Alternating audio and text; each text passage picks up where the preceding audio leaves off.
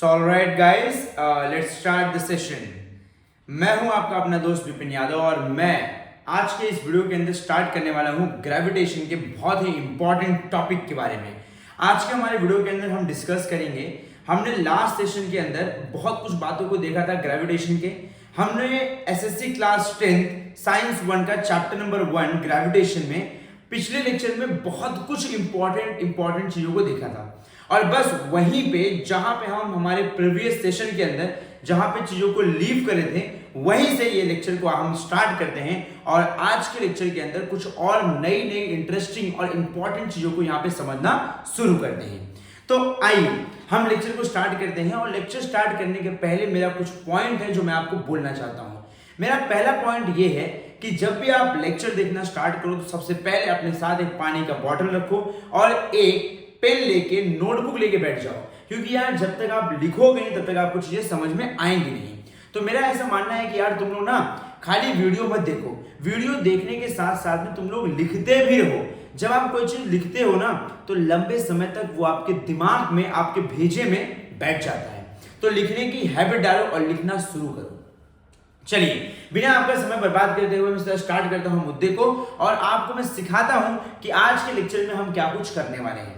तो मेरे प्यारे प्यारे बच्चों, आज के हमारे इस लेक्चर के अंदर हम डिस्कस करने वाले हैं यूनिवर्सल ग्रेविटेशन लॉ के बारे में, क्योंकि हमने हमारे पुराने सेशन के अंदर क्या क्या देख लिया है। हमने हमारे पुराने लेक्चर के अंदर सबसे पहले ये देखा था कि क्या होता है difference between gravity and gravitation.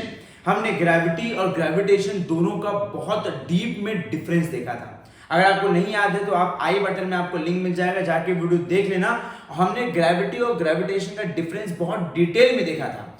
जब हम ग्रेविटी और ग्रेविटेशन का डिफरेंस समझ लेते हैं उसके बाद मैंने आपको सिखाया था कुछ सेंट्रीपिटल फोर्स के बारे में, क्या होता है सेंट्रीपिटल फोर्स, क्या होता है सर्कुलर मोशन, और उसके बाद हमने डिस्कस किया था अबाउट केपलर लॉ, केपलर का फर्स्ट लॉ, केपलर का सेकंड लॉ, केपलर का थर्ड लॉ। आज इन्हीं सब चीजों को आगे बढ़ाएंगे और पुराने जो भी हमने डिस्कस करा है उन सभी चीजों को यूज करते हुए हम आज के हमारे इस प्यारे से लेक्चर के अंदर बहुत कुछ नई चीजों को डिटेल में समझेंगे। तो आइए शुरू करते हैं। सबसे पहली चीज, द वेरी फर्स्ट, हमने क्या सिखाया अब तक? हमने सिखाया सर ग्रेविटी वर्सेस ग्रेविटेशन। हम सभी ने ग्रेविटी वर्सेस ग्रेविटेशन सीखा है। ग्रेविटी वर्सेस ग्रेविटेशन काफी ज्यादा इजी था स्टूडेंट, काफी ज्यादा इजी था। मैंने सिखाया था वहां पे ग्रेविटी क्या होता है, ग्रेविटेशन क्या होता है, कोई बहुत बड़ा डिफरेंस नहीं है दोनों के अंदर, ठीक है। बस ग्रेविटी क्या है सर? ग्रेविटी ये जो है ये है फोर्स ऑफ अट्रैक्शन। किसके बीच में फोर्स ऑफ अट्रैक्शन है? Gravity is a force of attraction between planet and object. Planet और ऑब्जेक्ट के बीच में क्या है? ये फोर्स ऑफ अट्रैक्शन है। और ग्रेविटेशन क्या है? Gravitation is the force of attraction between two object. Sir ये टू ऑब्जेक्ट के बीच में क्या है? अट्रैक्शन है। जब दो ऑब्जेक्ट होते हैं, दो ऑब्जेक्ट के बीच में जब अट्रैक्शन होता है तो उस अट्रैक्शन को हम क्या कहते हैं? ग्रेविटेशन कहते हैं। ये बेसिक सी बात हमने वहां पे ऑलरेडी सीख रखी है। चलो अब ग्रेविटी सीख लिया है, ग्रेविटेशन सीख लिया, उसके बाद हमने क्या देखा? हमने देखा सर केपलर का फर्स्ट लॉ। केपलर ने क्या कहा? हर प्लैनेट सन के अराउंड में, ये जो सन है सन के अराउंड में प्लैनेट क्या करता है? इलिप्स में क्या करता है? यहाँ पे रिवॉल्व करता है। इलिप्टिकल ऑर्बिट में क्या करता है? रिवॉल्व करता है, ठीक है। लेकिन फिर भी बहुत सारे साइंटिस्ट अभी भी मानते हैं कि हमारा जो प्लैनेट है वो सन के अराउंड में सर्कल में रिवॉल्व करता है। उसमें से एक न्यूटन भी थे, अभी आगे बताऊंगा ऐसा क्यों है, ठीक है। उसके बाद हमने देखा केपलर का सेकेंड लॉ। ये जो केपलर्स का सेकेंड लॉ था, केपलर अपने सेकेंड लॉ में क्या बोलते हैं? इसको हम बोलते हैं sir law of equal area. हमने ये भी देखा था। अब उसके बाद हमने क्या डिस्कस किया था? उसके बाद हमने देखा था हमारा केपलर्स का थर्ड लॉ। देखो ये सब मैं इतना फटाफट इसलिए लिख रहा हूं क्योंकि हमने ऑलरेडी ये सब देख रखा है, हमने ऑलरेडी ये सब बातों को समझ रखा है हमारे पुराने वीडियो के अंदर काफी डिटेल में। तो मैं इसको ऐसे ही इन जनरल सिर्फ एक रिवीजन के तरीके से लिख रहा हूं। यहाँ पे आप लोगों ने भी चैप्टर, आप लोगों ने अगर नहीं देखा है तो please please please I request हाथ जोड़ के भैया जाके पहले केपलर का ये वीडियो का ग्रेविटेशन वीडियो का पहला वाला वीडियो जाके देखो। जब आपको पहला वीडियो समझ जाएगा ना, उसके बाद आपको दूसरा वीडियो हलवा लगेगा, हलवा, गाजर का हलवा। आइए, यहाँ पे केपलर का थर्ड लॉ क्या है? केपलर का थर्ड लॉ होता है sir T square directly proportional to R की। अब ये क्या होता है, कैसे होता है, इसके बारे में डिटेल में यहाँ पे सीखेंगे आगे। चलिए शुरू करते हैं आज का हमारा लेक्चर। तो आज के हमारे इस वीडियो लेक्चर के अंदर हम बात करेंगे सबसे पहली चीज सर, उसे हम कहते हैं यूनिवर्सल ग्रेविटेशन लॉ। क्या होता है यूनिवर्सल ग्रेविटेशन लॉ? तो वेरी फर्स्ट सेशन में हम सीखेंगे सर यूनिवर्सल ग्रेविटेशन। जब ग्रेविटी के बारे में बात चल रही थी तो ग्रेविटी के बारे में बात चली सर, ऑब्जेक्ट जो है, ऑब्जेक्ट और अर्थ के यानी कि प्लैनेट के कोर के बीच में अट्रैक्शन होता है। लेकिन ये ग्रेविटेशन लॉ क्या है?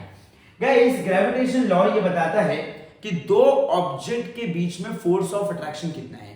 जैसे मान लो ये मैं हूं और इन फ्यूचर में मान लो मेरी वाइफ आती है, तो मेरे और मेरे वाइफ के बीच में कितना फोर्स ऑफ अट्रैक्शन है, कितना झमाझम प्यार है, कितना तगड़ा मोहब्बत है, इसके बारे में एक्सप्लेन करेगा कौन?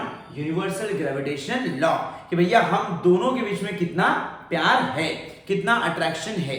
तो दुनिया में जब दो बॉडी होती हैं, दो बॉडीज के बीच में कितना अट्रैक्शन है, ये एक्सप्लेन करेगा यूनिवर्सल ग्रेविटेशन लॉ। याद रखिए, मान लेते हैं कि हमारे पास सर दो ऑब्जेक्ट है। हमारे पास एक ऑब्जेक्ट है ए, एक ऑब्जेक्ट है बी। सर ऑब्जेक्ट ए जो है इसका मास मैंने बोला सर इसका मास है कैपिटल एम, ऑब्जेक्ट बी जो है इसका मास क्या है? छोटा है। और दोनों के बीच की दूरी को मैंने क्या लिखा है? R. R is the distance between the two object. Object एक ए है, एक ऑब्जेक्ट बी है, इसका मास बड़का है, उसका मास छोटा है। अब मुझे निकालना है दोनों में कितना प्यार है, दोनों में कितना फोर्स ऑफ अट्रैक्शन है। जैसे समझ, एक तू है और एक तेरी गर्लफ्रेंड है, और उसने पूछा कि बताओ बताओ बाबू हमारे बीच में कितना प्यार है, हम लोग के बीच में। कभी मान लो पूछ लिया तो आपको आंसर आना चाहिए ना। तो मान लो उसने पूछ दिया बताओ बाबू हमारे बीच में कितना प्यार है, तो आपको पता होना चाहिए कि विपिन सर ने बताया है जब रिलेशन में होते हो तो वहां पे प्यार कैसे कैलकुलेट किया जाता है। प्यार को कैलकुलेट करने के लिए यूनिवर्सल ग्रेविटेशन लॉ का इस्तेमाल करो। अगली बार से बिल्कुल हिचकिचाना मत। जब तुम्हारी बाबू पूछे कि बाबू बताओ हमारे बीच में कितना प्यार है, तो बाबू को साफ साफ बता देना हमारे बीच में प्यार है, उसे मैं निकाल के बताऊंगा, मैथ्स का, साइंस का, फिजिक्स का यूज करके बताऊंगा, जिसे हम कहते हैं यूनिवर्सल ग्रेविटेशन लॉ। आइए बताता हूं कैसे निकालोगे। जब मान लो तुम्हारे बाबू ने पूछ दिया आज, तो तुम कैसे निकालोगे? सबसे पहले तुम बोलोगे sir force of attraction between two object directly proportional. ये ऑब्जेक्ट ए, ये ऑब्जेक्ट बी। देखो ये क्या है हमारे पास? ये ऑब्जेक्ट ए है, ये हमारे पास क्या है? ऑब्जेक्ट बी है। और ये क्या है बच्चा? This is the force of attraction. ये फोर्स ऑफ अट्रैक्शन है।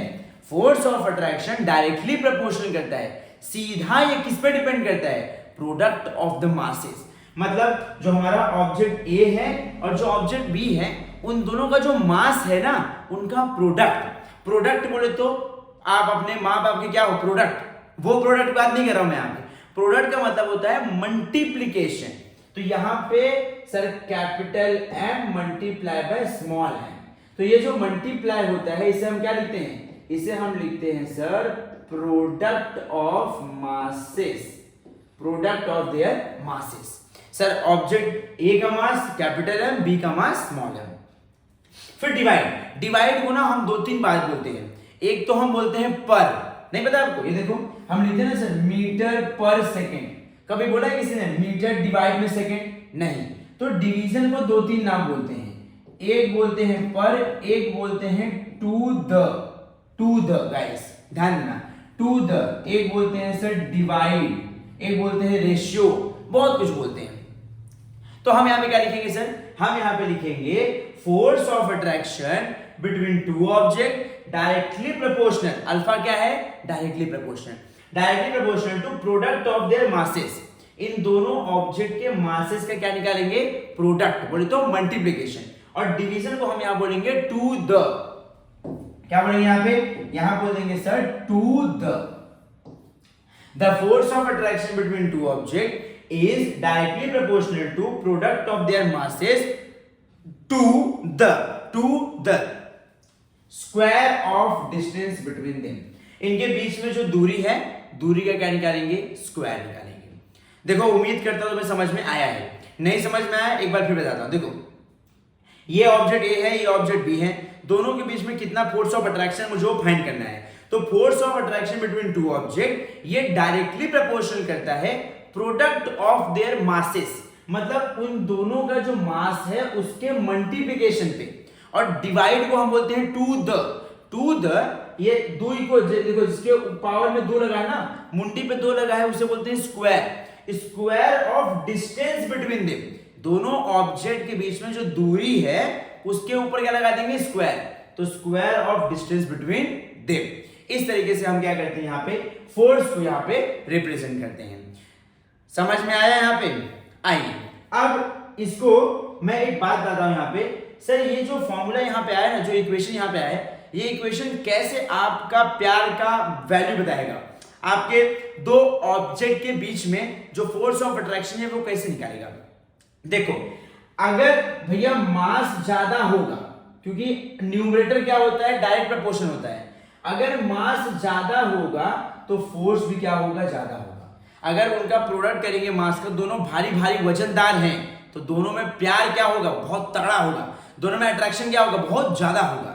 सर अगर दोनों के बीच में दूरियां बहुत ज्यादा हैं, आर मतलब दूरियां, दोनों के बीच में अगर दूरियां बहुत ज्यादा हैं, मतलब लॉन्ग डिस्टेंस रिलेशनशिप है, अगर दूरियां बहुत ज्यादा हैं तो बेटा नजदीकियां कम हो जाती हैं। दूरियां बहुत ज्यादा हैं सर, अगर आर बढ़ेगा तो यहाँ पे फोर्स ऑफ अट्रैक्शन क्या होगा, कम होगा।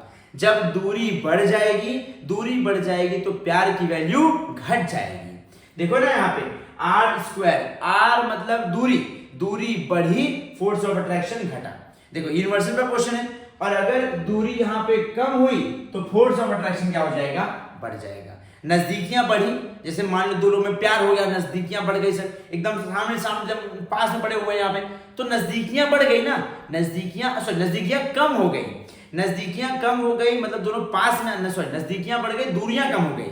तो जब इनके बीच में दूरियां कम हो गई, नजदीकियां बढ़ गई, मतलब इनके बीच का डिस्टेंस कम हो गया। अगर इनके बीच का डिस्टेंस कम हो गया तो मतलब ऑब्वियस सी बात है, फोर्स ऑफ अट्रैक्शन बढ़ गया ना। तो यही समझो यहाँ पे। तो क्या है फोर्स, क्या है universal gravitation law? Universal gravitation law is a force of attraction between two object directly proportional to product of their masses to the square of distance between them. घबराओ नहीं, मैं इसका पूरा जो डेफिनेशन है मैंने उसको ऑलरेडी लिख रखा है आपके लिए, सिर्फ गाइस आपके लिए, तो टेंशन लेने की कोई जरूरत नहीं है, मैंने यहाँ पे ऑलरेडी वो सब लिख रखा है। आइए मैं आपको सिखाता हूँ, मैं आपको बताता हूँ कैसे यहाँ पे आप उसको लिखोगे। अब सबसे इंपॉर्टेंट चीज ये है कि मैं इसको यहाँ से खींच के पहले यहाँ ला लेता हूँ आपके लिए। देखो ये रहा हमारा डेफिनेशन, ये डेफिनेशन आपको लर्न करना है, ठीक है। यही है हमारा डेफिनेशन जो हम यहाँ पे लिखते हैं। सो ये रहा हमारा बहुत ही प्यारा सा डेफिनेशन। क्या डेफिनेशन है sir? The force of attraction between two object is directly proportional to their masses, product of directly proportional to their product of their masses, directly proportional to product, यहां रह गया है ये, product of their masses and square of to the square of distance between them, to the square of distance between them. अब proportionality हटाने के बाद हम क्या लगाएंगे? कांस्टेंट। तो प्रोपोर्शनलिटी जब मैं हटाऊंगा तो यहां पे कैपिटल जी क्या है बेटा? हमारा कांस्टेंट है। कैपिटल जी एक बहुत ही प्यारा सा कांस्टेंट है। कैपिटल जी हमारा एक कांस्टेंट है, फिर यहाँ पे capital M small M upon R square. ये कैपिटल जी जो है ना बच्चों, ये पूरे दुनिया में आप किसी भी प्लैनेट पे चले जाओ, आप कहीं भी चले जाओ, हर जगह क्या होगा? इसकी वैल्यू सेम होगी, ये चेंज होगा नहीं। इसको नोट करके ज्ञानबद्ध तरीके से लिख लो इसको। अब तुम्हारे दिमाग में एक चीज आएगा, सर ये कैपिटल जी की वैल्यू है कितनी? तो मेरे प्यारे प्यारे बच्चों, ये जो कैपिटल जी है ये एक कांस्टेंट है, और कांस्टेंट की हमेशा एक वैल्यू होती है। तो यहां पे बताता हूं आपको, ये जो कैपिटल जी है इसे बोलते हैं यूनिवर्सल ग्रेविटेशन कांस्टेंट। क्या कहते हैं इसे? सर ये है यूनिवर्सल ग्रेविटेशनल कांस्टेंट, इसका नाम है यूनिवर्सल ग्रेविटेशनल कांस्टेंट, और इसकी वैल्यू होती है 6.67 into 10⁻11 Newton metre square per kg square. अब तुम बोलोगे सर ये Newton metre square per kg square कहां से आया? बता दो बेटा, रुको सब कुछ बताऊंगा, ध्यान से सुनो। अगर मेरे को यहाँ पे कैपिटल जी फाइंड आउट करना है तो फॉर्मूला मैं कैसे रीअरेंज करूंगा, यहां देखना ध्यान से। यहां पे फिलहाल क्या है सर? फिलहाल तो कुछ इस तरीके से F is equal to capital G capital M small M upon R square. अगर मैं जी को निकालना है मुझे, मैं जी को यहां रखूंगा, बाकी सबको यहां भेज दूंगा, तो ये हो जाएगा sir F R square upon capital M small M is equal to G. सही बात है? देखिए ये आर डिनोमिनेटर में था, यहां गया तो क्या हो गया? न्यूमरेटर में आ गया। ये m यहां पे था, यहां पे आ गया, मल्टीप्लिकेशन में था डिनोमिनेटर में आया, मल्टीप्लिकेशन था तो डिनोमिनेटर में आया। इजी। अब देख ध्यान से, अब यहां पे जो फोर्स है, फोर्स का यूनिट क्या होता है? फोर्स को डिस्कवर कौन किया? न्यूटन बाबा। तो भैया फोर्स को न्यूटन डिस्कवर किया, तो इसलिए फोर्स का यूनिट क्या हो गया? न्यूटन। और r क्या है भैया? r is the distance. तो डिस्टेंस जो है उसको हम कैसे मेजर करेंगे? मीटर में, लेकिन r का स्क्वायर है तो डिस्टेंस का क्या होगा? स्क्वायर अपॉन मास किससे मेजर होता है? केजी में। तो भैया यहां पे 1 केजी, यहां पे एक और केजी, जूनियर केजी नहीं सीनियर केजी। यहां पे देख, ये हो जाएगा sir newton metre square per KG के ऊपर 1 केजी के ऊपर 2। मल्टीप्लिकेशन में पावर क्या होता है? ऐड होता है, तो जानता है इस बात को। तो यहां क्या हो जाएगा? केजी का स्क्वायर। तो न्यूटन मीटर स्क्वायर पर, तुझे मैंने स्टार्टिंग बताया था, इसको आप डिवीजन क्या बोलते हैं? To the per divide. तो क्या लिखेंगे सर? Newton metre square per kg square. कहीं कहीं पे तुमने देखा रहेगा सर, यहां पे ना इसकी यूनिट को लिखते हैं ऐसे, न्यूटन मीटर स्क्वायर केजी के ऊपर -2। मतलब ये डिनोमिनेटर में क्या है? प्लस है पावर, अगर इसे न्यूमरेटर में लेके आएंगे तो ये क्या हो जाएगा? हमारा -2 हो जाएगा। मतलब इस तरीके से रहेगा तो भी क्या है? ये सही है। तो उम्मीद करता हूं आपको ये यूनिवर्सल ग्रेविटेशन लॉ का जो कंसेप्ट है ये आपके भेजे में घुसा होगा। बहुत इजी है बच्चों। जैसे मान लो अर्थ है और मून है, तो अर्थ और मून में क्या है? अट्रैक्शन है ना। ये मून जो है वो अर्थ का चक्कर क्यों मार रहा है? क्योंकि सर यहाँ पे जो मून है वो भारी है, हैवी है। सॉरी, अर्थ जो है वो हैवी है मून से, तो उसको चक्कर मारना पड़ रहा है, उसकी मजबूरी है यहाँ पे। ठीक है, तो यहाँ पे अर्थ ने मून को हेल्ड करके रखा हुआ है। हेल्ड में मतलब होल्ड करके रखा हुआ है, खींच के रखा हुआ है। तो यहाँ पे एक फोर्स काम करता है, उसे कहते हैं force of attraction. Gravitation force यहाँ पे काम करता है। जैसे हमारे सन ने हमारे दुनिया भर के प्लैनेट को होल्ड कर रखा है, तो यहाँ पे सन क्या है? पावरफुल है। पावरफुल पीपल हमेशा क्या करते हैं? गरीबों को अपने अगल बगल होल्ड करके रखते हैं। चलिए आगे बढ़ते हैं यहाँ पे। उम्मीद करता हूं आपको यूनिवर्सल ग्रेविटेशन लॉ समझ में आया, उसका डेरिवेशन समझ, उसका डेफिनेशन समझ में आया, डेरिवेशन समझ में आया, और कैपिटल जी समझ में आया, कैपिटल जी की वैल्यू समझ में आई, और कैपिटल जी का यूनिट समझ में आया है। प्यारे बच्चों, यहाँ पे कोने में ना एक साइंटिस्ट का नाम लिखा है मैंने, जरा मैं आपको बताता हूँ साइंटिस्ट है कौन और ये कोने में क्यों है। प्यारे बच्चों, ये कोने में नहीं है, इसको कोने में किया गया है। ये है वो महान भाव, ये है वो महान साइंटिस्ट जिन भाई साहब ने ये कैपिटल जी की डिस्कवरी की है। न्यूटन ने सब रूल वगैरह दिया है, लेकिन कैपिटल जी की वैल्यू इन भाई साहब ने निकाली है। हेनरी कैवेंडिश जो है, इन्होंने कैपिटल जी की value 6.67 10 to -11 newton metre square per kg square, ये जो वैल्यू निकाली गई है ना, वो हेनरी कैवेंडिश ने निकाली हुई है। और हेनरी कैवेंडिश ने कहा है कि ये जो वैल्यू है ये पूरी दुनिया में एप्लीकेबल है। पूरी दुनिया में हर जगह ये वैल्यू क्या है? एप्लीकेबल है। किसने कहा? ये हेनरी कैवेंडिश ने। चलिए अब आगे बढ़ते हैं। आगे बढ़ने के साथ में अब हम कुछ नया सीखेंगे। अब जो हम नया सीखेंगे that is called centre of mass of the object. मेरे प्यारे बच्चों, सेंटर ऑफ मास के बारे में आप क्या जानते हो? Centre of mass of object, जैसे मान लो मेरे पास ये ऑब्जेक्ट है। अब ये ऑब्जेक्ट को अगर मुझे अपने हाथ में होल्ड करना है तो मैं पूरा ऑब्जेक्ट पकड़ लूं या इस ऑब्जेक्ट का सेंटर ऑफ मास पकड़ लूं। देखो, ऑब्जेक्ट का सेंटर ऑफ मास, अभी ये गिर रहा है, मैं यहाँ पे रखता हूँ अपने हाथ पे। देखो, ऑब्जेक्ट का सेंटर ऑफ मास, किसी का भी सेंटर ऑफ मास कहाँ कंसेंट्रेट होता है? उसके सेंटर में। अगर मैंने उसका सेंटर पकड़ लिया तो मैं पूरे के पूरे ऑब्जेक्ट को होल्ड कर सकता हूं अपने हाथों के अंदर। तो इसे हम कहते हैं सेंटर ऑफ मास। ये तो खैर एक लॉन्ग ऑब्जेक्ट है, इसका सेंटर ऑफ मास सेंटर में है। लेकिन अगर कोई गोला होता है तो गोले का सेंटर ऑफ मास उसके कोर में होता है। नहीं समझे सेंटर ऑफ मास? समझाता हूं। सेंटर ऑफ मास क्या है? Sir, centre of mass of object, it is a point at which total mass of object is to be concentrated. ये जैसे मान लो मेरे पास एक गोला है, तो इस गोले के अंदर ये जो कोर होता है ना, ये कोर में क्या है, सारा का सारा जो मास है वो यहाँ पे कंसंट्रेटेड है। सारा का सारा मास इस गोले का उसके कोर में क्या है, जमा है। तो ऐसे ही जो हमारा अर्थ है, हमारे अर्थ के सेंटर में सारा का सारा मास क्या है, जमा है। जब कोई ऑब्जेक्ट को मैं ऊपर उड़ाता हूं, मान लेते हैं मेरे पास एक ऑब्जेक्ट है, ये क्या मेरे पास एक ऑब्जेक्ट है, मैंने इस ऑब्जेक्ट को लिया और ऊपर फेंक दिया, थ्रो किया ऊपर, ये ऑब्जेक्ट ऊपर जा रहा है, ऊपर जा रहा है, ऊपर जा रहा है। ये ऑब्जेक्ट जैसे जैसे ऊपर जाएगा मेरे प्यारे बच्चों, ये ऑब्जेक्ट जैसे जैसे ऊपर जाएगा, अब जैसे जैसे ऊपर जाएगा वैसे नीचे धरती माँ की आवाज आएगी।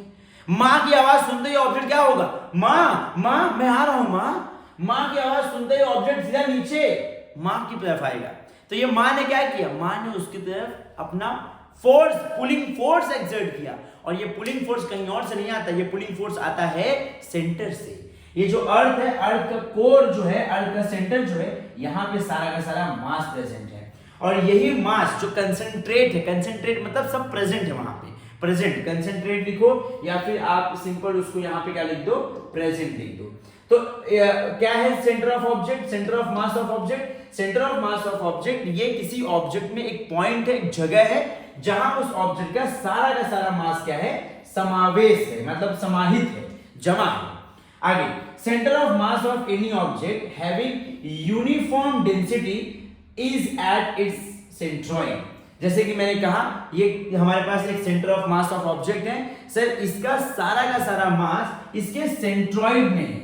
प्यारे बच्चों, ये सेंट्रॉइड क्या होता है, सेंट्रॉइड का मतलब होता है सर्कल का केंद्र। इसे हम सेंटर नहीं कहते, ये सेंटर से थोड़ा बड़ा होता है। सेंटर क्या होता है, सेंटर बेसिकली सिर्फ एक डॉट होता है, लेकिन सेंट्रॉइड क्या होता है, सेंट्रॉइड थोड़ा बड़ा होता है। तो कुछ रॉकेट साइंस नहीं है, ये पॉइंट सिर्फ ये बताना चाहता है यहाँ पे कि सेंटर ऑफ मास क्या होता है। हमने क्या क्या सीखा सर, हमने अब तक यहाँ पे सीखा, जब से मैंने सेशन को स्टार्ट करा है, हमने यहाँ पे सीखा यूनिवर्सल ग्रेविटेशन लॉ, और यूनिवर्सल ग्रेविटेशन लॉ समझने के बाद हमने यहाँ पे देखा सेंटर ऑफ मास क्या होता है। अब सेंटर ऑफ मास समझ गया हो तो अब यहाँ पे बारी आ चुकी है एक बहुत ही प्यारे से डेरिवेशन के बारे में। अभी तुमने केपलर का थर्ड लॉ सीखा। अब केपलर का जो थर्ड लॉ था, केपलर का जो सेकेंड लॉ था, ये जो केपलर थे और ये जो यूनिवर्सल ग्रेविटेशन लॉ है, इन सभी को मिलाते हुए आगे बढ़ेंगे और अब एक बहुत इंपॉर्टेंट लॉ को समझेंगे कि भैया वो लॉ भी कभी कभी बोर्ड एग्जाम में पूछा जाता है, और ये लॉ क्या है, कैसे है, इसके बारे में डिटेल में समझेंगे। आइए शुरू करते हैं। That law is called Newton's inverse square law of gravitation. ये बहुत रेयरली आपको कहीं कोई सिखाएगा, लेकिन मैं आपको सिखाऊंगा। मैं थारा भाई खड़ा है यहां सिखाने के लिए, थारा भाई यहां खड़ा है सिखाने के लिए, और सिखा के मानूंगा मैं। जब तक सिखाऊंगा नहीं तब तक छोड़ूंगा नहीं। आइए सिखाता हूं यहाँ पे क्या है। Newton's inverse square law of gravitation. मेरे प्यारे बच्चों, जब मैंने बहुत पहले की बात है, मैंने आपको एक बात बताया था सेंट्रीपिटल फोर्स के बारे में। क्या होता है सेंट्रीपिटल फोर्स? जब मैं बात करता हूं सेंट्रीपिटल फोर्स के बारे में, तो क्या है सेंट्रीपिटल फोर्स? बताओ मुझे, क्या है centripetal force? Sir centripetal force centre seeking force है, बराबर ना। जैसे कि मान लो मेरे पास कोई ऑब्जेक्ट है, वो सर्कल में क्या कर रहा है, गोल गोल गोल गोल गोल गोल घूम रहा है, बराबर। जैसे हम फुगड़ी खेलते हैं तो हम गोल गोल गोल गोल घूम रहे होते हैं। उसमें अगर मैंने सामने वाले को छोड़ दिया तो वो तो दूर जाके गिरेगा, लेकिन मैं उसे अपने हाथ से टाइटली हेल्ड करके रखा हूं, मतलब मैं उसे ताकत से अपनी तरफ खींच रहा हूं, यानी कि सेंटर की तरफ खींच रहा हूं। तो एक फोर्स है जो उसे सेंटर की तरफ क्या कर रही है, पुल कर रही है। उस पुलिंग फोर्स को हम क्या कहते हैं, सेंट्रीपिटल फोर्स कहते हैं। ऐसा ही एक फोर्स होता है जब सन अर्थ के अराउंड क्या मारता है, चक्कर मार रहा होता है। मून अर्थ के अराउंड में चक्कर मार रहा होता है। लेकिन किसी दिन ना मून को आके कोई बोलता है कि मून तेरे को अर्थ से ऐसा क्या मिल रहा है कि तू अर्थ का चक्कर मार रहा है, एक काम कर तू यहां से चला जा, मत मार अर्थ का चक्कर। तो मून ने सोचा सही बात है यार, लेकिन जैसे ही मून ने कल्टी मारने की कोशिश की ना, अर्थ ने उसको अपनी ग्रेविटी का पावर दिखाते हुए खींच, चल तेरी तो कहां जाता रे, मेरे पास चल, वापस से खींच लिया। तो मतलब यहाँ पे क्या है, यहाँ मतलब ये है सर कि जो मून है वो अर्थ से दूर जाना तो चाहता है लेकिन जा नहीं सकता है, क्योंकि अर्थ के सेंटर ऑफ कोर से एक पुलिंग फोर्स मून के ऊपर लगातार एक्सर्ट होती है और उसी पुलिंग फोर्स की वजह से वो सेंटर सीकिंग रहता है, सेंटर की तरफ डायरेक्टेड रहता है। इस फोर्स को हम कहते हैं सेंटर सीकिंग फोर्स और इसी फोर्स को हम कहते हैं सेंट्रीपिटल फोर्स। जैसे मान लो मेरे पास कोई ऑब्जेक्ट है, मेरे पास अभी क्या ऑब्जेक्ट है, फिलहाल मेरे पास तो कोई ऑब्जेक्ट नहीं है। मेरे पास कोई ऑब्जेक्ट होता अगर मैं आपको दिखा सकता था, तो जैसे मान लो मेरे पास कोई ऑब्जेक्ट है, एक धागा मेरे पास है, धागे के एंड में मैंने पत्थर बांध दिया और पत्थर बांध के मैं उसको गोल गोल गोल गोल गोल गोल गोल गोल घुमा रहा हूं। तो जब मैं पत्थर बांध के उसको गोल गोल गोल गोल घुमाऊंगा तो वो ऑब्जेक्ट दूर जाना चाहता है। अगर मैं पत्थर को छोड़ दूं तो दूर जा गिरेगा, लेकिन मेरे स्ट्रिंग क्या धागा क्या कर रहा है, उसको ताकत से अपनी तरफ क्या कर रहा है, पुल कर रहा है। तो ये धागा ताकत से उसे अपनी तरफ पुल कर रहा है, मतलब उसे अपनी तरफ खींच रहा है। मेरे प्यारे बच्चों, जो धागा उसे अपनी तरफ खींच रहा है, इसका मतलब सर वो सेंटर की तरफ क्या है, डायरेक्टेड है। वो दूर जाना चाहता है लेकिन सेंटर की तरफ हम क्या कर रहे हैं, उसको पुल कर रहे हैं। This pulling force is called centripetal force. इसका फॉर्मूला क्या होता है, सेंट्रीपिटल फोर्स का एक फॉर्मूला होता है, उसे हम कहते हैं सर mv²/r। ये है सेंट्रीपिटल फोर्स का फॉर्मूला। ये सेंट्रीपिटल फोर्स के फॉर्मूले के अंदर ये जो m है वो क्या इंडिकेट करता है मेरे प्यारे बच्चों, m जो है ये है mass of the planet, mass of the planet, mass of the planet. v क्या है बच्चा, v है वेलोसिटी।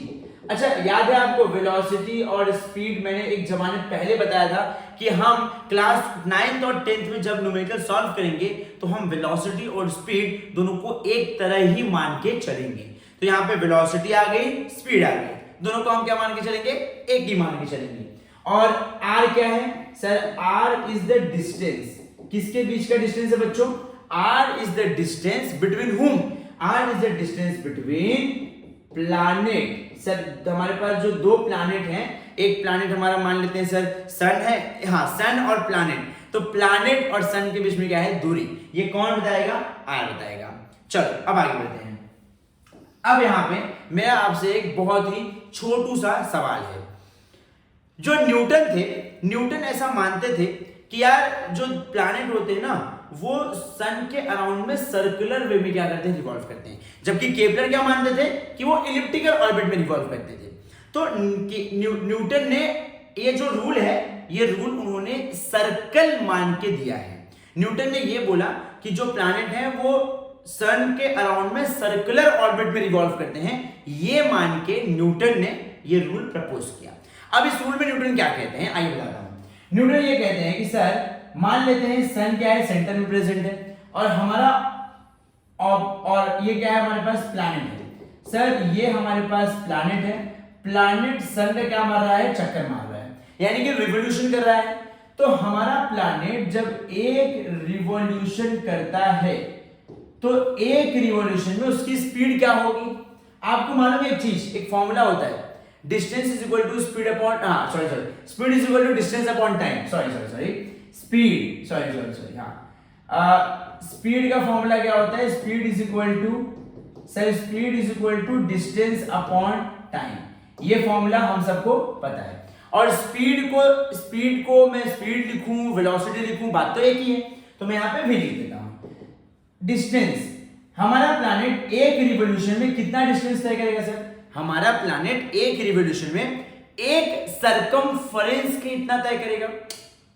नहीं समझ आ रहा है, नहीं समझ आ रहा है। देख भाई, हमने स्टार्ट किया Newton's inverse square law of gravitation. अब ये क्या है क्या नहीं है वो तुम at the end of the derivation समझोगे, लेकिन फिलहाल इतना समझो कि इसके अंदर पहला हमें समझना है centripetal force. Centripetal force centre seeking force होता है, उसका फॉर्मूला होता है sir F is equal to mv²/r। यहाँ पे m है मास ऑफ प्लैनेट, v है sir velocity of planet, r है distance of planet from sun. उसके बाद हमने देखा है सर हमारा सन यहाँ पे है। न्यूटन दादा ऐसा मानते थे कि जो प्लैनेट होता है वो सन के अराउंड में क्या करता है, सर्कल में गोल गोल घूमता है। फिर एक रिवॉल्यूशन में उसकी स्पीड क्या होगी, तो स्पीड का फॉर्मूला होता है डिस्टेंस अपॉन टाइम।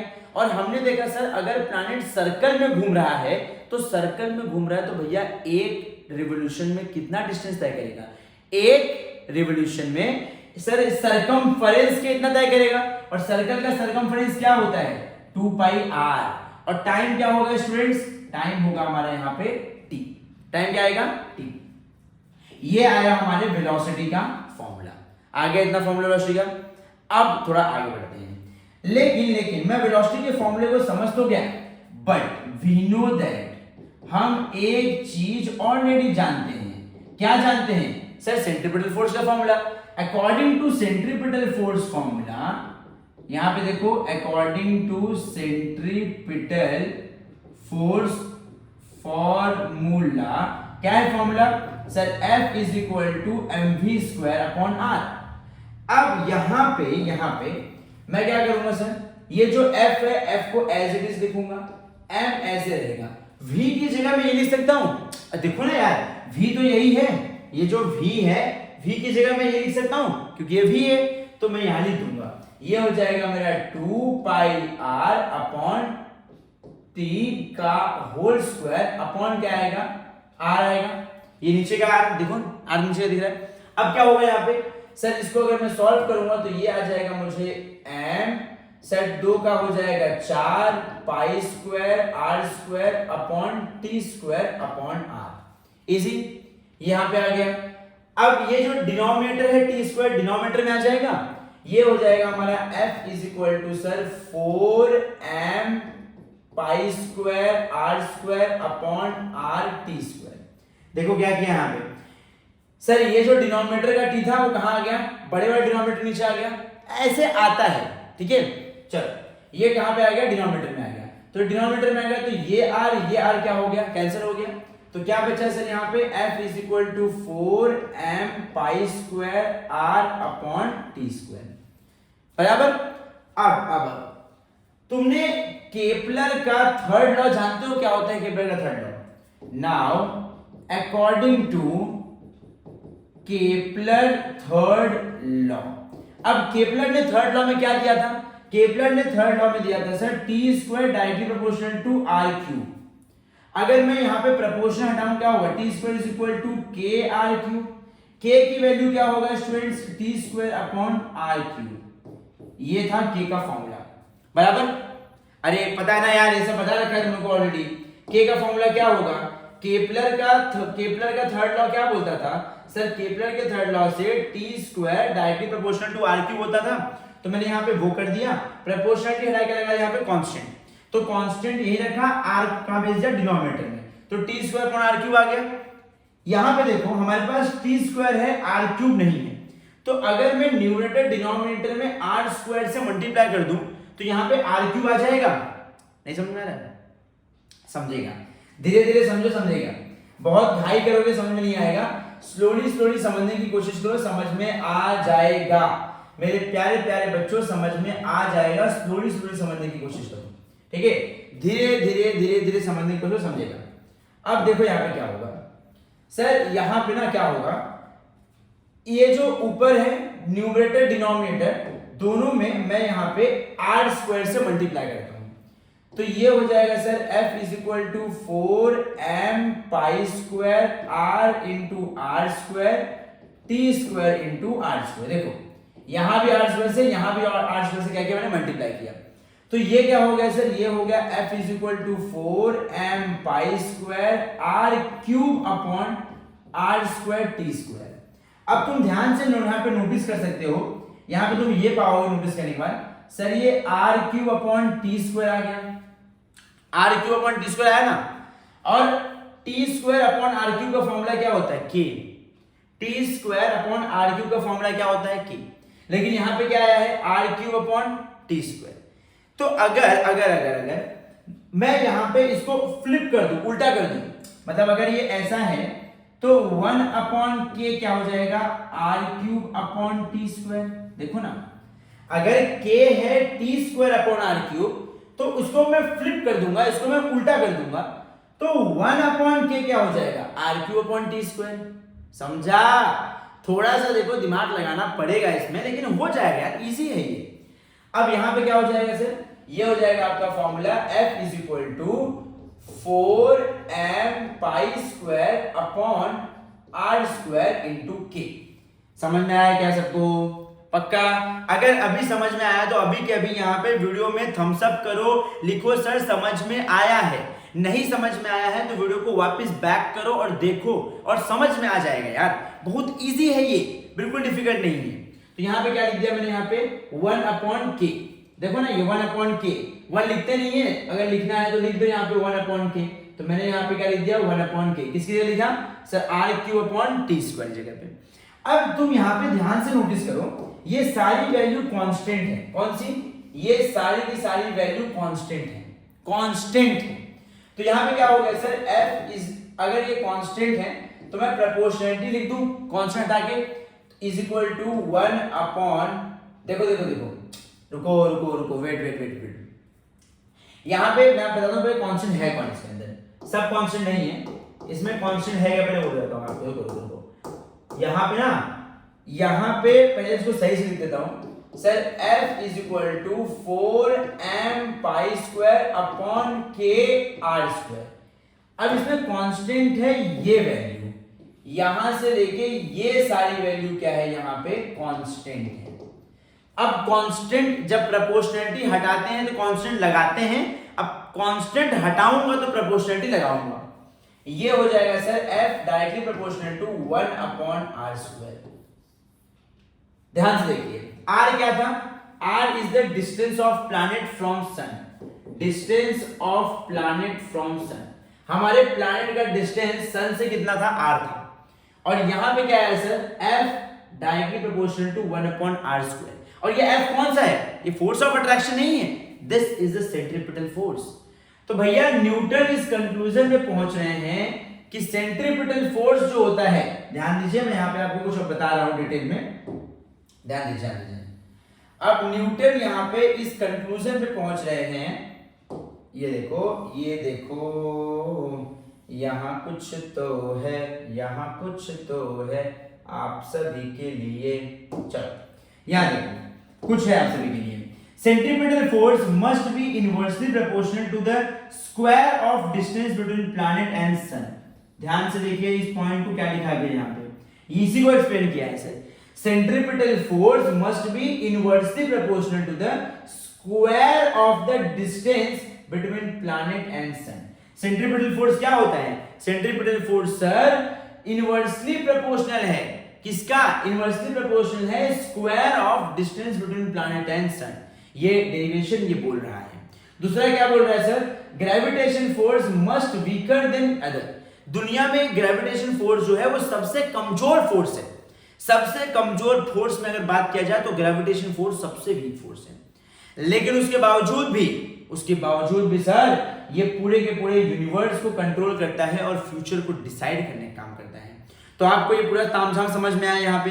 ये था हमारा Newton inverse square law of gravitation. अगर आपके एग्जाम में डेरिवेशन आता है तो आपको इसी डेरिवेशन को कंप्लीटली यहाँ पे करना है, कुछ भी नहीं है, बहुत सिंपल है। सबसे पहले आप बता दोगे सेंट्रीपिटल फोर्स क्या होता है, सेंट्रीपिटल फोर्स का फॉर्मूला F = mv²/r। उसके बाद उसके टर्म्स एक्सप्लेन करोगे, फिर आप बताओगे न्यूटन ऐसा मानते हैं कि हमारा जो प्लैनेट है वो सर्कल में रिवॉल्व करता है अराउंड सन। फिर आप उसमें r बताओगे डिस्टेंस है, फिर वो एक रिवोल्यूशन करता है, एक रिवोल्यूशन में वो जो दूरी तय करेगा वो होगा उसके सरकमफ्रेंस कितना, हम वहां पे उसका स्पीड निकालेंगे। फिर इस सेंट्रीपिटल के फॉर्मूले में v की वैल्यू सब्स्टिट्यूट करेंगे, सब्स्टिट्यूट करने के बाद हम इसको स्क्वायर निकालेंगे, फिर हम यहाँ पे इसको कट करेंगे। कट करने के बाद हमें याद आएगा कि अरे यार केपलर का रूल यहाँ लगा सकते हैं, तो केपलर के रूल के हिसाब से हम यहाँ पे r² से ऊपर नीचे मल्टीप्लाई करेंगे और केपलर का रूल यहाँ पे उल्टा करके यहाँ पे लगा देंगे और कांस्टेंट को सबको एक तरफ लेके r² का रिलेशन बताएंगे और यहाँ पे ये लाइन लिख देंगे। Sir centripetal force must be inversely proportional to square of distance between planet to the sun. और बाद में बता देंगे सर ये सबसे वीकर फोर्स है फलाना फलाना फलाना। तो इस तरीके से मैं उम्मीद करता हूं कि आपको न्यूटन का इनवर्स स्क्वायर लॉ का डेरिवेशन समझ में आ गया है। अगर समझ में आ गया है गाइस तो देखो यार मैं सच बोल रहा हूं, अगर समझ में आ गया है तो फटाफट वीडियो को लाइक करो, अभी के अभी वीडियो को लाइक करो। आपको मेरा एफर्ट दिख रहा होगा, मेरा ये पसीना दिख रहा होगा ना। देखो जो पसीने से, जो पानी से नहाएगा वो लिबास बदलेगा, जो पसीने से लगाए नहाएगा वो इतिहास बदलेगा, क्योंकि मैं जानता हूं। हाँ तो इसीलिए फटाफट से अभी लिखो, कमेंट बॉक्स में लिखो और साथ में अपने नोटबुक में भी इसको लिखते रहो, ठीक है। चलो अब आगे बढ़ते हैं। अब समझते हैं दूसरा टॉपिक। अब हम सॉल्व करेंगे, ऑब्वियस सी बात है, जिसका मुझे था इंतजार वो घड़ी आ गई। चलो, मतलब अब मुझे इंतजार था न्यूमेरिकल प्रॉब्लम का, और अब आ चुका है numerical problem based on universal gravitation law. तो शुरुआत करते हैं एक्सरसाइज का न्यूमेरिकल। सर कहां गया क्वेश्चन? ये रहा क्वेश्चन आपके कंप्यूटर स्क्रीन पे, ये रहा क्वेश्चन 7 करोड़ के लिए। देखिए क्या है क्वेश्चन।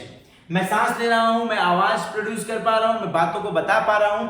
आपकी भी रिस्पॉन्सिबिलिटी बनती है कि आप भी सांस ले रहे हैं, तो आप भी क्वेश्चन को सॉल्व करने की हिम्मत दिखाइए। चलिए बच्चों, अब आगे बढ़ेंगे। अब सम को यहां पे हम सॉल्व करने की कोशिश करेंगे। सबसे पहले हम लिखेंगे हमारे क्वेश्चन में क्या क्या हमें गिवन है। ठीक है, आइए मैं यहाँ पे सबसे पहले क्या लिखूंगा, सर हमारे क्वेश्चन में हमें क्या क्या गिवन है। सबसे पहली चीज, the mass of earth is 6 × 10⁻24 kg। मतलब मास ऑफ अर्थ दिया है, तो क्या मैं यहाँ पे इसे me लिख सकता हूं? सर me कितना हो गया? me हो गया 6 × 10⁻24 kg। आगे sir the distance between the earth and sun. देखो देखो देखो, पहली चीज तो ये है कि हमारे पास यहाँ पे एक अर्थ है, हमारे पास एक अर्थ है और एक हमारे पास क्या है? सन है। अर्थ का मास दिया हुआ है 6 × 10⁻24 kg, जिसे मैंने मास ऑफ अर्थ लिखा me। दूसरा क्या है बच्चा? Mass of sun. तो मास ऑफ सन को मैंने ms लिख दिया। The distance between earth and sun, इनके बीच की दूरी दी है, मतलब r की वैल्यू कितनी दी हुई है?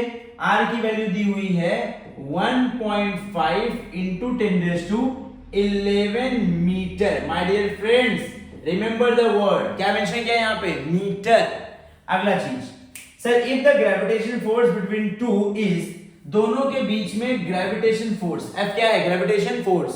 कंफ्यूज मत होना, यूनिवर्सल ग्रेविटेशन लॉ में F यहाँ पे ग्रेविटेशन फोर्स है, और इनवर्स वाले में सेंट्रीपिटल फोर्स भी F था। ठीक है, तो कंफ्यूज मत होना, यहाँ पे एक ही सिंबल है फोर्स दिखाने के लिए F। ग्रेविटेशन फोर्स का वैल्यू कितना है? सर ग्रेविटेशन फोर्स का वैल्यू है 5.5 × 10⁻, ये कितना 5.5 है कि 3.5 है?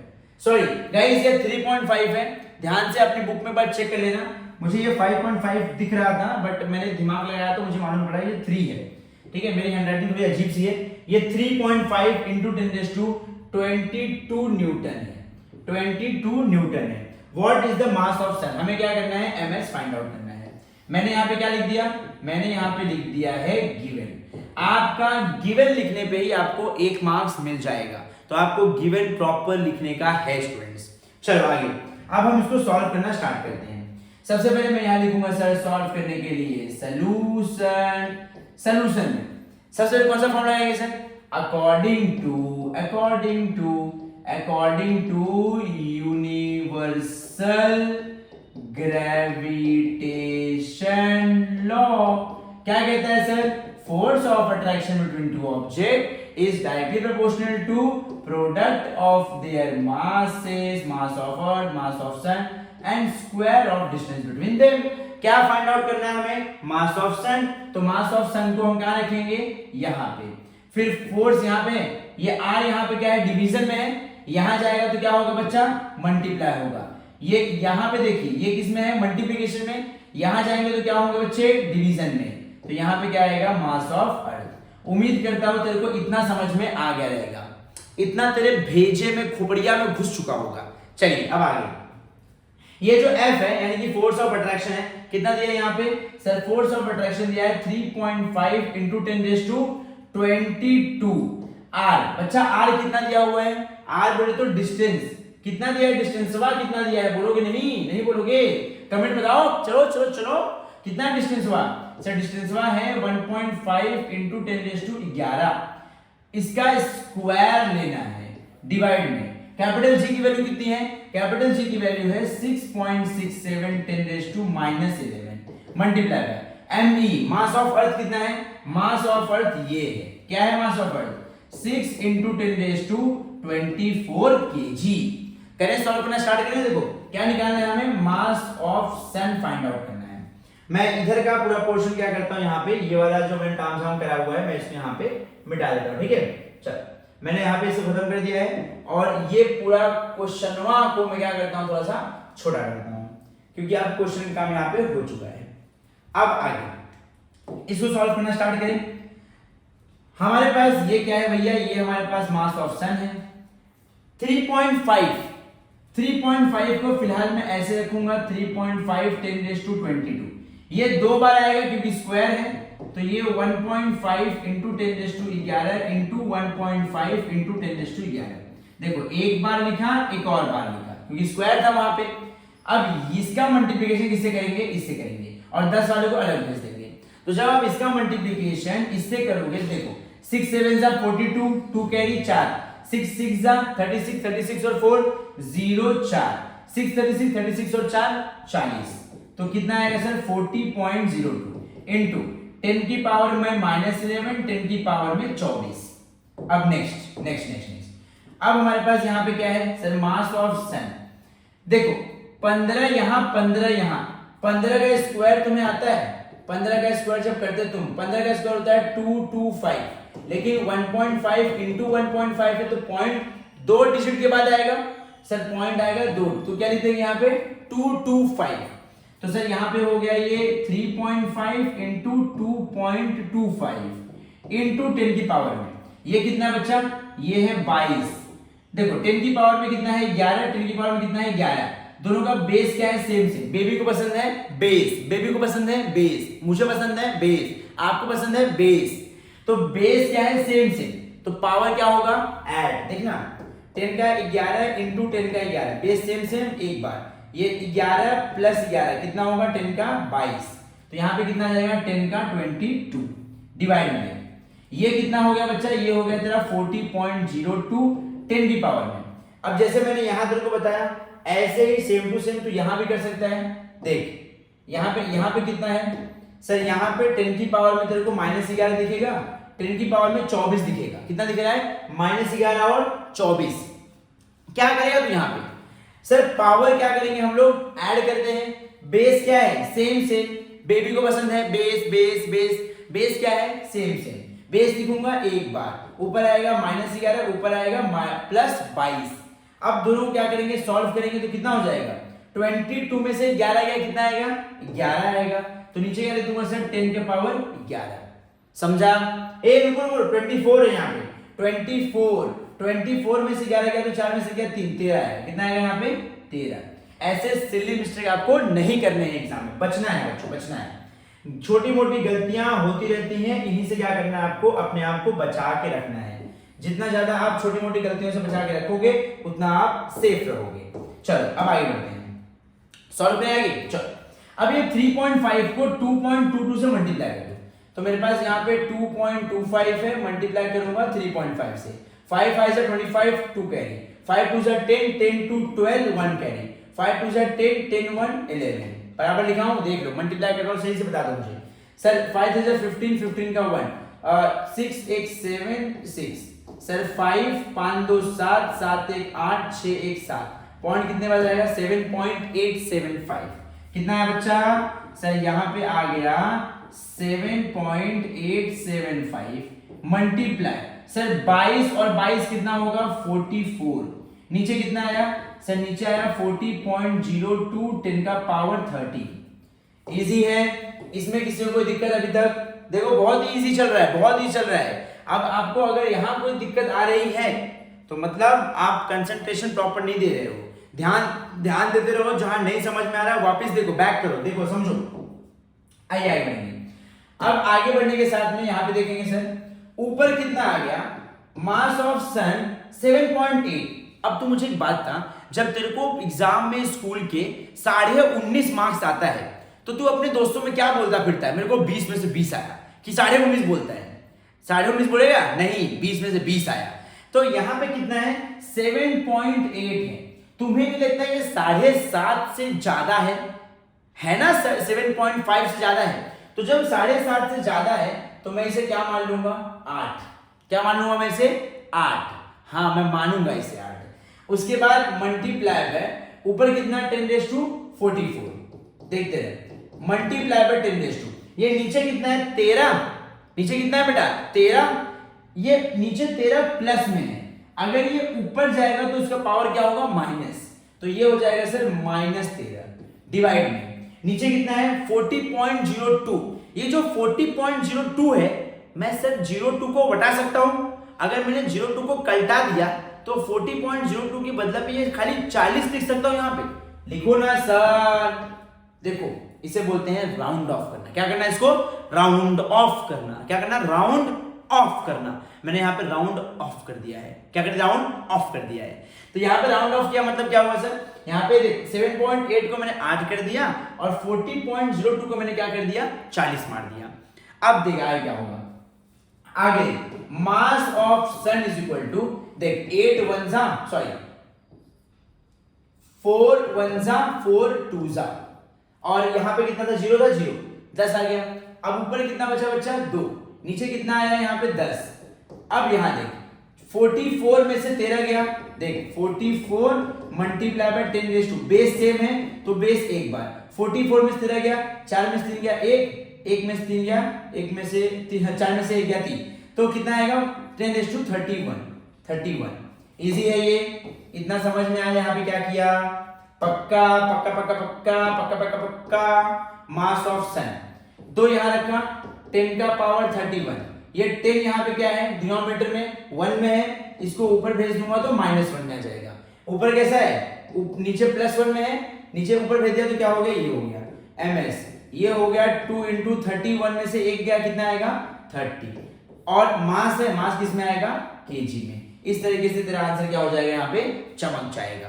तेरे बुक में जो आंसर रहेगा वो समथिंग 1.96 के आसपास रहेगा, बट देख यार राउंड फिगर मारेंगे तो ये 2 के आसपास आ रहा है, तो यहाँ पे तेरा आंसर सही है।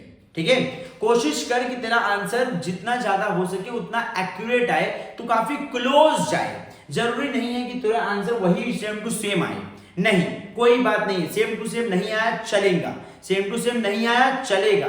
ठीक है, बिल्कुल भी यहाँ पे कोई कंपलसरी नहीं है कि तेरा आंसर सेम टू सेम आना ही आना चाहिए। नहीं आएगा सेम टू सेम तो भी चलेगा, बस ध्यान रख कि तेरा आंसर लगभग क्लोज आना चाहिए। ठीक है, अब बहुत सारे बच्चों ने मेरे को सवाल ये पूछा कि सर यहाँ पे आपने ना ये 2/5 क्यों नहीं किया? बराबर ना। आइए मैं आपको एक्सप्लेन करता हूं। अगर मैं यहाँ पे 2/5 करता ना तो ये कंडीशन कैसे बनती।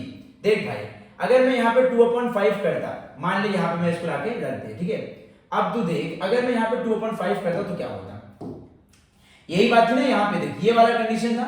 ये देख sir, mass of sun is equal to 2/10 into 10⁻31। 2 1 जा 2 5 जा, बराबर। ये कितना आ गया तेरा? 1/5 इंटू 10⁻31 आया। अब तू 5 को 1 से डिवाइड कर 0, 5 2 जा 10, खत्म। कितना आया आंसर तेरा? 0.2 इंटू 10⁻31। अब 0.2 में तो रखेगा नहीं तो यहाँ पे, तो क्या करेगा? तो इसको 0.2 को न्यूमरेटर में डिनोमिनेटर में 10 से मल्टीप्लाई करेगा। तो जब यहां मल्टीप्लाई करेगा तो सर ये हो जाएगा 2। डिनोमिनेटर में 10 जो है वो ऊपर आएगा। सर ऊपर आएगा तो क्या होगा? 2 इंटू 10 का पावर 31, ये होगा 10 का पावर -1। फिर 31 में से 1 जाए, कितना बचेगा? सर 2 इंटू 10 का पावर 30 kg। तो ये भी तेरा सही है और तेरा ये वाला भी तरीका सही था। तो तू दोनों तरीके फॉलो कर सकता है जो तेरे को पसंद आए। ठीक है, चल मेरा काम तो बताना, मैंने बता दिया है। अब तुम्हें अगर ये समझ में आ गया है तो अब अगला सवाल सॉल्व करते हैं। देखते हैं कि अगला सवाल कौन है माई का लाल जो सॉल्व कर सकता है। लाली भी सॉल्व कर सकती है, माई का लाल, माई की लाली, जो भी है वो प्रॉब्लम को सॉल्व कर सकता है। लेकिन ये सवाल थोड़ा सा ट्रिकी है। बहुत सारे बच्चे इस सवाल में गड़बड़ी कर देते हैं, तो ये सवाल थोड़ा सा ट्रिकी है। इसको ध्यान से अंडरस्टैंड करके ही सॉल्व करना, अदरवाइज आप इसमें फंस सकते हो। ठीक है, आइए ये सवाल बताता हूं। ये सवाल कैसे आप कर सकते हो, कितना इजी वे में आप इस सवाल को हैंडल कर सकते हो। सबसे पहली चीज, सवाल क्या है, सवाल समझते हैं और फिर निकालते हैं उसका data. Sir the mass of the earth and moon are इतना एंड इतना। मान लेते हैं हमारे पास कौन है सर? 2 लोग हैं। एक कौन है हमारे पास? एक है हमारे पास अर्थ, एक है हमारे पास यहाँ पे moon. Sir mass of earth and moon, earth का मास कितना दिया सर? अर्थ का मास है me। कितना दिया अर्थ का मास? अर्थ का मास है 6 इंटू 10⁻24 kg। मून का मास कितना दिया हुआ है? मून का मास दिया है यहाँ पे 7.4 इंटू 10⁻22 kg। 24 kg, 22 kg। ध्यान से देखते रहो, बहुत इंपॉर्टेंट है गिवन निकालना। अगला चीज, द डिस्टेंस बिटवीन देम, इन दोनों के बीच में क्या दिया है, आर बोले तो डिस्टेंस कितना दिया बच्चा, आर दिया है 3.84 इंटू 10 की पावर में 5 किलोमीटर।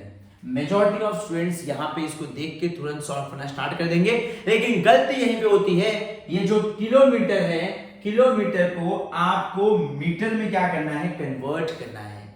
तो किलोमीटर को आपको मीटर में कन्वर्ट करना है। मैं जानता हूं जो पानी से नहाएगा, अरे भाई यहां पे देखो सर 84 इंटू 10 का पावर 5, 1 किलोमीटर में कितना मीटर, 1 किलोमीटर में 1000 मीटर, और 1000 को मैं लिखता हूं 10 का पावर में 3 मीटर।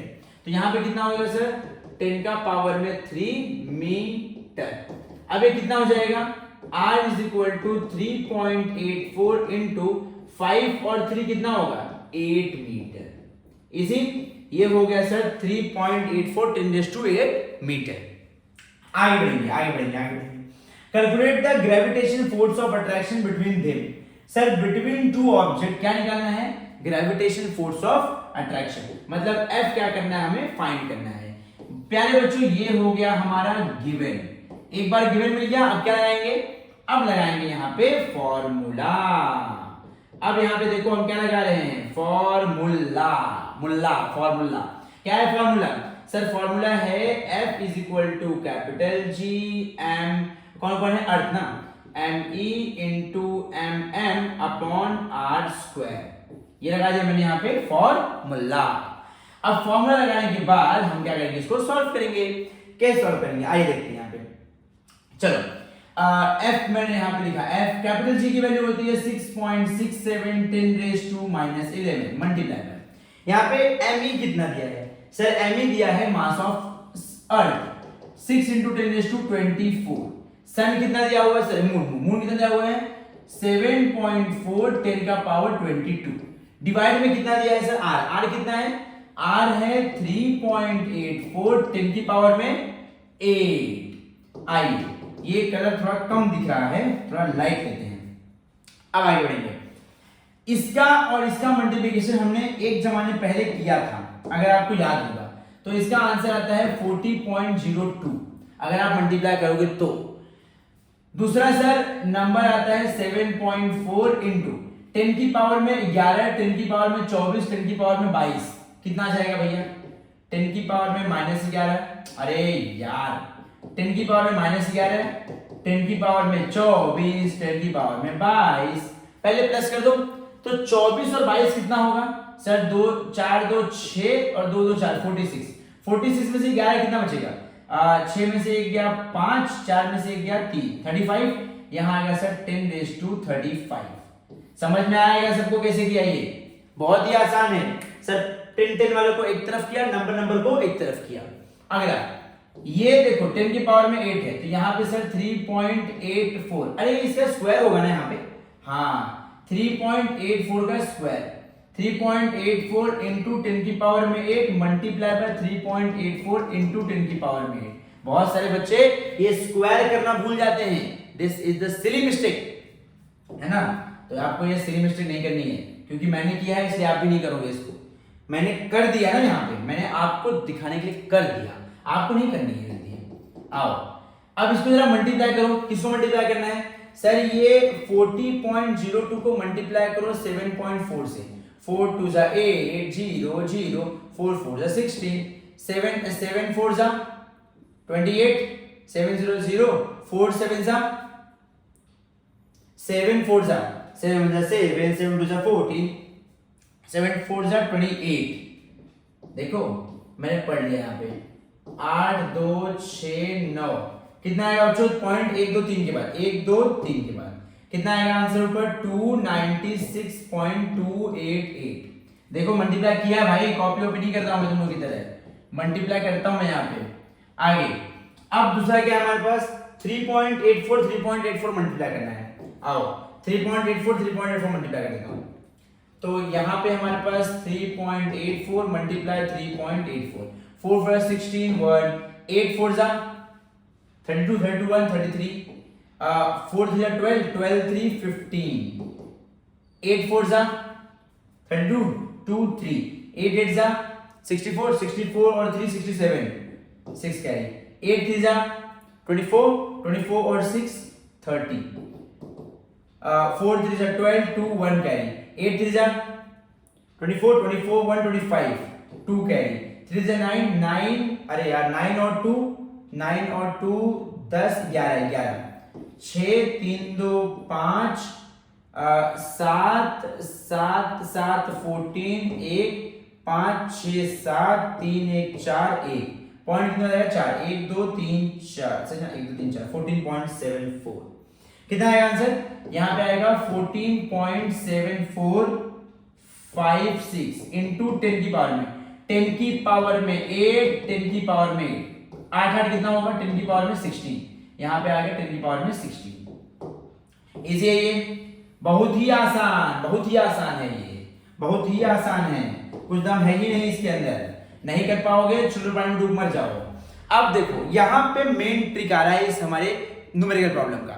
यहाँ पे देखो 296 आपको दिख रहा है ये 296 को अगर मैं राउंड फिगर मार दूं देखो ना 296 है 296 मतलब 296 है यार अगर मैं राउंड फिगर मार दूं तो ये हमारा 300 हो जाएगा और ये देखो 14 है 14.5 है ये क्यों ना मैं इसको 15 राउंड फिगर मार दूं। अब तुम बोलो सर क्या राउंड फिगर मार रहे हो आप मैं राउंड फिगर इसलिए मार रहा हूं ताकि हमारा न्यूमेरिकल प्रॉब्लम सॉल्यूशन इजी हो जाए वरना तुम देखो यार लेके बैठे रहो वैसे भी तुम्हें कैलकुलेटर तो मिलने वाला है नहीं तो तुम लेके बैठे रहो इसको डिवाइड करते रहो क्यों टाइम पास करने का है हमारे पास और भी तो सम्स हैं तो यहाँ पे क्या करो राउंड फिगर मार दो 300 हो जाएगा ये 14 का 15 हो जाएगा। अब तुम बोलोगे सर मार्क्स मिलेगा क्या अरे क्यों नहीं मिलेगा भाई मैं कर रहा हूं ना यहाँ पे मार्क्स मिलेगा ही मिलेगा। चलो ये नीचे क्या है डिनोमिनेटर में प्लस है ऊपर आए क्या होगा ये माइनस हो जाएगा तो 15 1 जा 15 2 जा कितना है answer sir 2 into 10 into 35 into अच्छा देखो एक मिनट अगर मैं यहाँ पे